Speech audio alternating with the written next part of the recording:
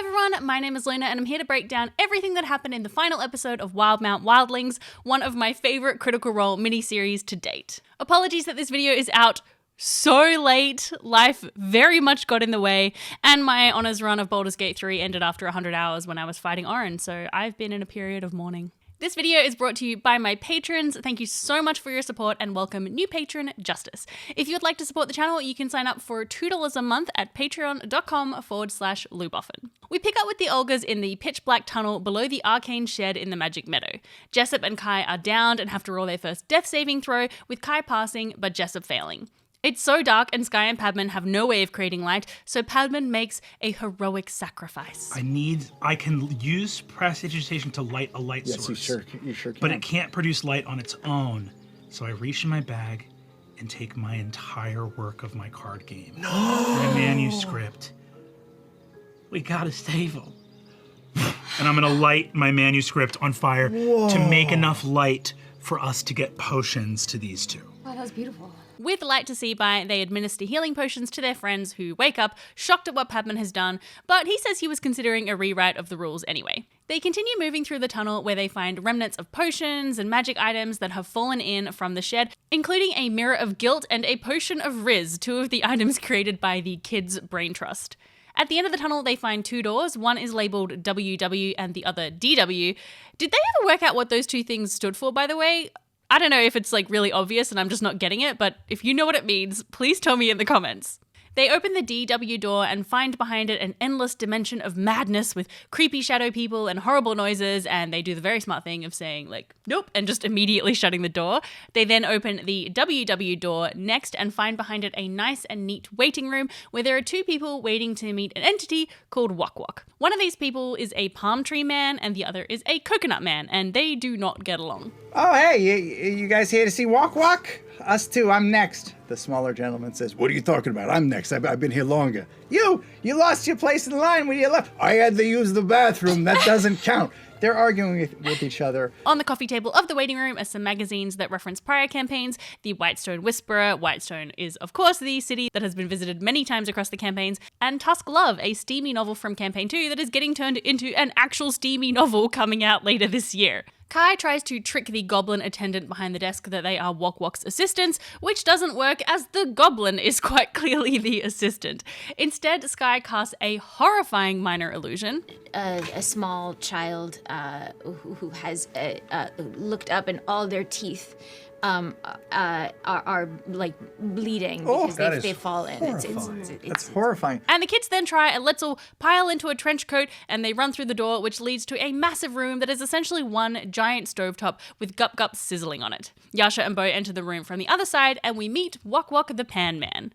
Kai, refusing to admit that it never works, once again dons his mustaches. Hello, sir. I'm the kitchen inspector. Okay. Okay. Oh, a health inspector, eh? Well, pretty soon you're gonna be toast. Whoa! He has no regard for the committee. This is a very bad person. Wow. The battle is on and the kids do their best to fight this strange creature, at first focusing on fire damage, which unsurprisingly is not very effective given that pans are made to go on fire. At one stage, Padman says that they should run away, that no merit badge is worth this, but he is convinced to stay by his friends. I've never belonged anywhere, but I feel like I belong with you, the four of you, and I don't know you very well, but even you, I Think about this, Padman. all I've wanted. Think about this. Think about this. Splash art. Cover box. 4 small heroes standing atop a frying pan. Sick as hell fire in the background. Glistening sweat off your muscles and your mucousy surface. I have another argument. He's not giving up. You can either stay and then you might save your artist, or then what are you gonna do? You can't make your cards without him. Wow. A beautiful and stirring motivational speech. Followed immediately by an extremely pragmatic exhortation to protect my investment in my long-running card game project. That's how we do it, baby. You're finally talking sense, Sky! Let's take it to this this pan! More enemies join the battlefield as Sky casts grease under the Pan Man, causing a huge fire, which unfortunately hits Yasha and Bo and summons forth grease elementals. This makes Sky very angry, and she embraces her family rage. But I'm feeling tremendous guilt because I cast that grease spell and it ended up hurting Yasha and creating this elemental and I feel as though I'm just not helping anyone at all. And it makes me very angry. Oh! Wielding an axe, Sky begins smashing into Walkwalk using the skills of her barbarian ancestors. Meanwhile, Padmond fully cracks. What'd you call me? Did you call me a loser? Was that? Slimy loser?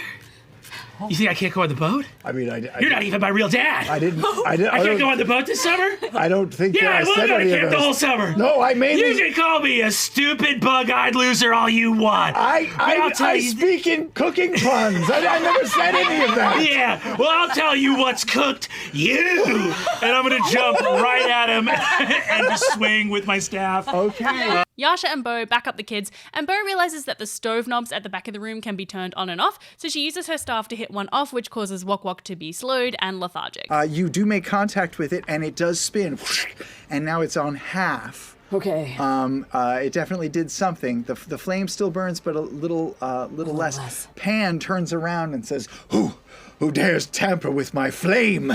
You." Not so tough, Blonde, anymore, are you? Surprising no one, Jessup has been really stressed and panicking this whole fight, making it difficult for her to cast spells, so Padman throws over her the oolong tea that he found earlier, which has a calming effect. I'm thinking about this moment by the lake with my friend over here. When we first got here, Sky, I was really nervous for this camp. Sky sat down beside me and said, "Hey, Jessup, you're gonna do great." And for a moment, I believed her. Right now, I believe her again. Okay, all your stress is gone. Wow. You are restored to zero. Amazing. I wouldn't mind some of that magical tea myself, please. Like, I drink a lot of tea, but none of it magically cures my anxiety, unfortunately. The group continue to battle with Walkwalk until, working together, they take him down. And I'd love for us all to have a hand in taking this guy down. Is that a thing that we can do? Sure, absolutely. If you want to wait until Kai and Padman come over to join you, you all stand around the pan, bubbling with heat, and you all can do whatever sort of action you'd like to finish it off. I say we just start kicking the shit out of it. Hell yeah. Hey. As they kick the shit out of Walkwalk, Yasha and Bo look on fondly, feeling proud of their work mentoring these kids. Gonna take a knee and put my sword down. Yeah, and just watch. I walk over to Yasha, and I just kind of like, as she's on her knee, just kind of like hug her from behind. Yes, And we just, we did it. we did it. Look at them. They're so good. They're so violent. They're so violent. I'm so It's proud. so good. Yes. He's beaten into oblivion. Looks like I'm well done. And he's dead forever. With Walkwalk destroyed, they find themselves whisked away from this dimension back to camp by Mishi, the curfew creature. It seems like when it's curfew, she just collects the kids rather than killing them, which is good to know. They meet Veth and Yeza, who has a theory about what happened. He was working with some dunamancy potions, which can mess with time and space, and he thinks that Yasha's inhalation of the potion pulled out these sketches and drawings and figments of her imagination from her journal and brought them into the real world. Veth congratulates the group on their success, however Padman is very unimpressed and threatens to sue the camp for negligence. Veth tries to convince him not to with a letter of recommendation to the Solstice Academy, a wizarding school in Wildemount. There's nowhere in all of Exandria that can teach me what my friends have already taught me. So no, I'll be suing the camp and shutting it down. All right. Understood. I don't disagree. Or me and my friends get to come back for free. And we don't have to be in the older cabin anymore. Also, what are you wearing right now? I'm wearing my camp outfit, my hat, my... I want that hat. Oh, I mean, this is the camp director's hat. I want that hat. give him the damn hat, Veth. But I have hat hair right now. Legal action. Realizing that they have the upper hand on the grown-ups, the kids all ask for something, with Jessup asking for more of that calming oolong tea. That's my tea. I would like drink all that of every that day. tea. That's my tea. I would like import that every from inch. Marquette. Well, Put the it's tea mine. in the hat. Tea, hat, normal non-shame-based cabin, free tuition, and there's no litigation. What do you want, Skull Crusher? I just want to stay here. Sky also asks that the merit badge they earn for this day be a friendship badge, which becomes one of the most coveted badges of the camp, and the Olgas are Olgas no longer. This was such a fun series. I think it was a much needed palate cleanser after the very emotionally heavy ending of Campaign 3 and EXU Divergence. I mean, there's nothing sillier than the sheer volume of frying pan puns from this episode. When we got here, we thought, this grid'll be the death of us.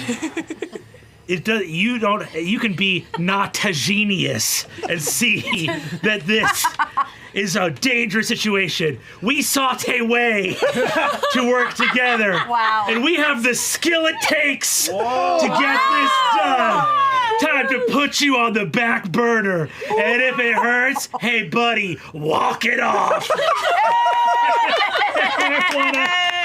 I want to hit him as hard as I can. I'll say that Oh, I also really loved Eden's Flask this week. has a little bit of a hum to it.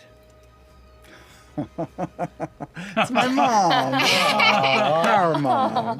My favorite 3-year-old. I love it. This is referencing the fact that Sam refused to use the feature Halfling Luck in Campaign 2, which allows you to re-roll ones, much to the annoyance of everybody in the group. Sam was really fantastic as the GM. He did a great job of keeping the story flowing, even when the plays were being particularly chaotic. I hope Critical Role does more of these miniseries set in Exandria because it's like a nice way to change up the pace while still giving us some lore and information about this world that we love so much. I would also kill for a setting book of this camp. I feel like this would just be such a fun game to run for my kid and his friends. Obviously, I can still do that without a setting book, but I'd love a setting book. Also, I need to talk about the fact that Yasha and Bo asked Kai if he would like to be adopted, or at least asked Veth to ask Kai, but he said no. So I know a lot of fans were really hoping that they were going to adopt Kai, but I think it makes sense. Kai's kind of old enough now that he probably doesn't want to be adopted or fostered, but maybe he'll end up crashing on their couch sometimes or something like that. And at least this is a great sign. Bo and Yasha seem ready to maybe try this, so perhaps they're going to adopt or foster some kids in the future, which would be really nice. Let me know your favorite moment from this series, and stay tuned for more video, including an unboxing of the Daggerheart limited edition set and a look back on your favorite moments from Campaign 3. In the meantime, why not check out my Legend of Vox Machina reaction videos with Jared? They're really, really fun. All right, bye!